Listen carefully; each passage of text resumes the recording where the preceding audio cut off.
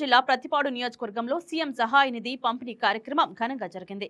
ప్రతిపాడు నియోజకవర్గ క్యాంపు కార్యాలయంలో నిర్వహించిన ఈ కార్యక్రమంలో 1.17 కోట్ల విలువైన ముఖ్యమంత్రి సహాయ నిధి చెక్కులను 89 మంది లబ్ధిదారులకు గౌరవ శాసనసభ్యులు డాక్టర్ బూర్ల రామాంజనేయులు అందజేశారు.